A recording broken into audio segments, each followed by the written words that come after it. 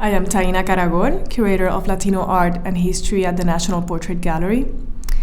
The painting Pariah by the Nuyorican artist Marcos Dimas is an expressionist portrait of a mixed-race subject with broad nose and lips and splatter-painted curly hair. He wears a necklace that seems made out of seashells or organic materials. It is enough to view this painting in reproduction to get a sense of its monumentality. The close cropping of the face and the subject's confident gaze into the space of the viewer restores this outcast his dignity. Pariah is emblematic of the art produced by the community-based arts organization known as El Taller Boricua.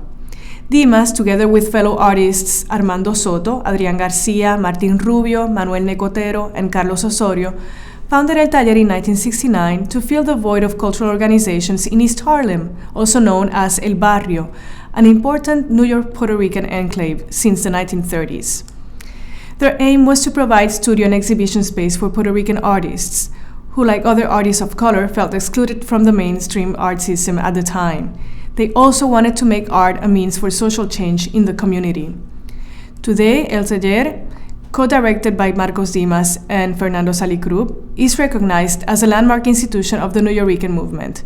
2 decades after the massive migration that brought almost 500,000 Puerto Ricans to the United States to fill the demand for cheap labor in post-war industries, the Nuyorican movement emerged in the late 1960s, seeking the social and cultural empowerment of New York Puerto Ricans. It was nourished by the zeitgeist of activism and counterculture that had emerged with the civil rights movement and was amplified by the anti-Vietnam War protests and the decolonizing movements of the Third World.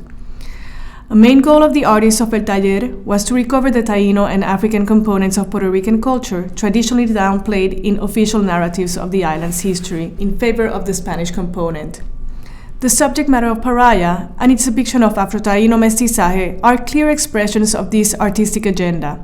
Dimas effectively subverts the Western artistic conventions of portraiture, usually reserved for the wealthy, elite individuals, to portray an unknown, brown subject and eradicate his marginality.